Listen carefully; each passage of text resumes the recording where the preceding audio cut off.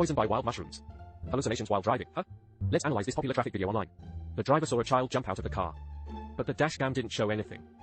The driver also said they ate giant shocking mushrooms. Is this what poisoning is like?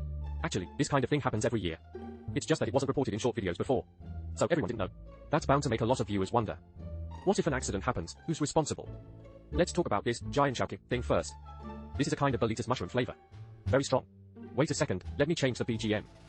After this kind of mushroom is damaged or squeezed, the wound will appear blue or, specifically, blue-green. So, as long as it's a boletus with a color change reaction, it can basically be called giant shocking. Actually, it's a kind of oxidation reaction. But some sources say that the substance involved in the oxidation discoloration itself is not toxic. This is not my area of expertise.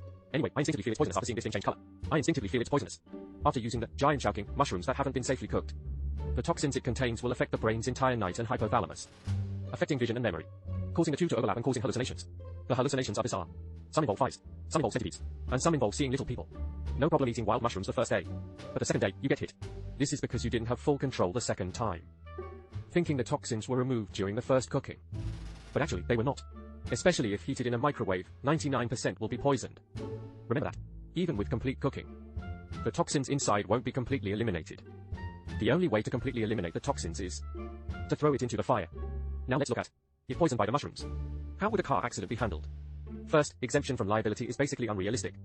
Otherwise, some people will retaliate against society, deliberately eating a raw giant mushroom. The incident of driving a car into a crowd. Then we also need to see if the poisoning occurred before getting in the car, or if the poisoning reaction occurred during the drive. If poisoned before getting into the car, we can directly apply the all-purpose blue law. Article 22. In terms of safe and civilized driving. Public Safety Industry Standards. 1773.1 describes safe and civilized driving. Item 5.1 clearly states that fainting occurred, nausea and fatigue, hallucinations and other phenomena, as well as other situations affecting safe driving, should not drive a motor vehicle. From this, it can be seen that, whether it's reasoning or regulations, driving behaviors that may endanger public safety must be prohibited. But some viewers would say, the person was driving perfectly fine. When halfway through, signs of poisoning appeared. The accident happened like this.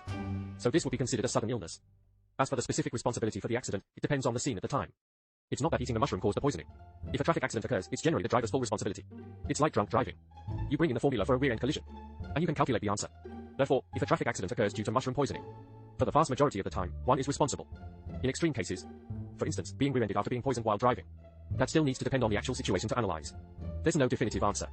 As for some viewers saying it should be counted as driving under the influence of drugs, or taking psychotropic drugs, that's an exaggeration. Wild mushrooms are not prohibited and controlled by the state. They are illegal. So, these two don't quite make the cut. But that doesn't mean that the harm to society from driving after being poisoned by wild mushrooms is small. The harm to society from driving is very small. I still advise everyone not to drive within 2 hours after consuming wild mushrooms. Try not to drive.